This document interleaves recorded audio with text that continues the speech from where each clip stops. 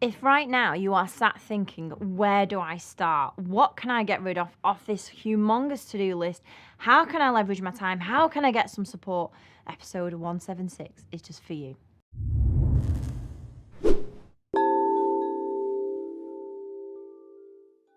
Hello, it's Emma Mills here, and welcome to episode 176 of MiTV.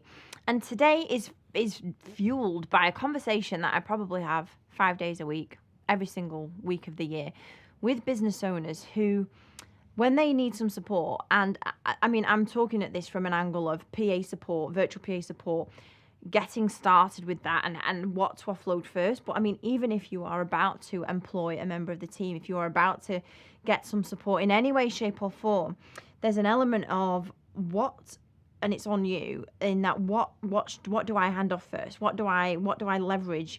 How do I make that decision? Like, how do I know what is the right thing to get rid of? Because ultimately, I guess lots of business owners will have a really long list, and on a daily basis, I will say to prospective clients, and when we onboard a client, we can't do everything at once, and neither can an employed member of the team. Like, somebody that you get to help you can't take over everything in one go, do it really well, onboard it, understand how to do it, understand what good looks like, and all of that. So the smart thing to do in both instances is have a plan of the things you're going to offload, get rid of from you, day by day by day.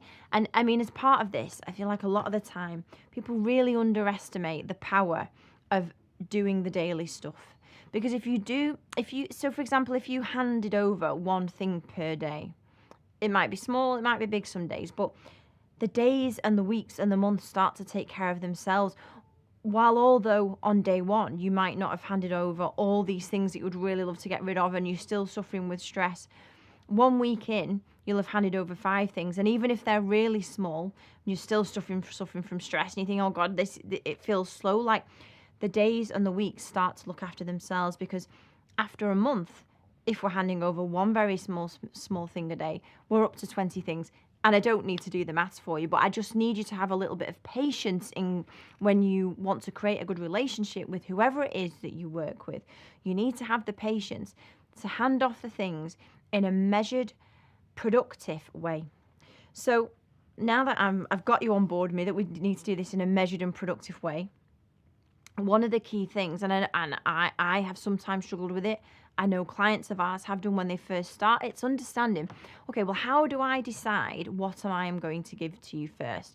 So let's a bit of an example. We've got Bob. Let's say he's a financial advisor. He's got no team around him, and he's got loads of things that he does on a daily basis, but he wants some help. Now, he initially in his head is really going to think, I would love it if you could do everything in one go. That's not practical or possible to do well. So how I would advise Bob to look at what he should get rid of first and in what order it is in this way. And one of it is, I guess, a quicker win. The second bit takes a little bit more time and deep thinking, but if you can't do a little bit of deep thinking in your business, when can you do it? So my quicker one is, I think it's safe to say that most business owners have leads, inquiries, or new orders from existing customers coming through in some way, shape or form. So my first thing to look at would be, because we all don't want to waste money on marketing, we don't want to lose an opportunity, we don't want to do anything along those lines. So my first thing to look at would be, through what streams do those things come? So it could be that you never get a phone call and all your inquiries come through email. It could be that you get lots of inquiries from LinkedIn. It could be, there are lots of different ways. It's not the same for everyone. But whatever that might be, where your inquiries come through, I would make sure that I would look at making sure that they never ever get missed or dropped. And how you get your new inquiries, for me, has to be top of the list of not handing off is the wrong word, but getting cover, getting backup. If you're on holiday for a day, if Bob's on holiday for a day, he's working on his own, who is the backup, who is the cover to make sure they get responded to, a nice message, booked in, whatever the next step in the process is, I would be looking at, through whatever methods they come in, where is the backup cover for it? Can somebody else do it rather than you having to react to every single thing that comes in? So that could be phones, social media, emails, Maybe you speak to lots of people and you get contacts that you'd really love to just take a quick photo of, send to somebody to put into your CRM and book a call with. I'd look at that. That for me is one of the most important parts. You might already have it covered off, but if you don't, and if you're responsible for any part of picking up new inquiries and leads, I would look at that first, because that is a quicker win. That is going to pay for itself to get somebody mopping up, covering, making sure no opportunity gets wasted. That's my quicker win. My second option of how to understand what to offload, this is the one that takes a little bit of deep thinking. Next week, I would say to Bob, if I was speaking to him today, from Monday, I just need you to be more aware of where you are spending your time throughout the day. I know it's not sexy. I know it feels like I've got enough to do as it is, but whether you already to have your time tracked in some way, or whether you just need a pen and a piece of paper just to list the kinds of tasks that you did on Monday. And the more days you can get of that and the more aware of where you spend your time, the better. But if you could do Monday, Tuesday, Wednesday, if you could do a whole week, amazing. But the more attention you give to where you're spending your time, I think, one, the more surprised you'll be. Two, we don't always realise how much time we spend on certain things. That Wednesday morning just disappeared by checking Xero, responding to some queries about invoices, chasing some invoices, and the morning had gone. I don't think we're often aware of where time goes. So whatever method suits best, we have the productivity pad if you'd like one of those, whether you use online time tracking, whether you just write down in continuous prose, like Monday morning first, check my emails, half an hour, 10 o'clock, had a client call till 11, 12 o'clock, and so on.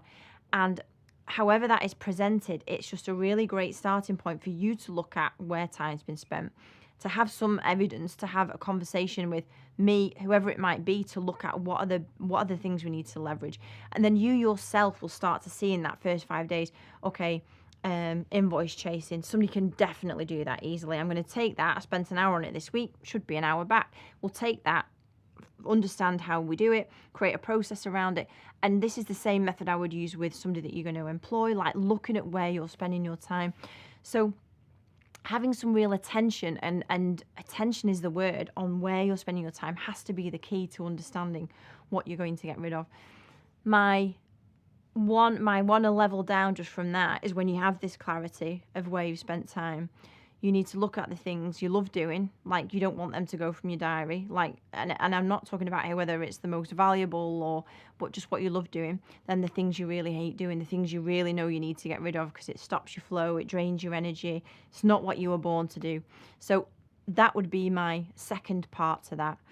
And if you would like any help whatsoever in how to do that, if you'd like a productivity pad, if you've done it and you would like some advice and an audit ultimately on what things in those chunks to get to leverage to outsource to somebody else, you know where I am. Reply to the email, wherever you see this, comment underneath, and I'd love to be able to help.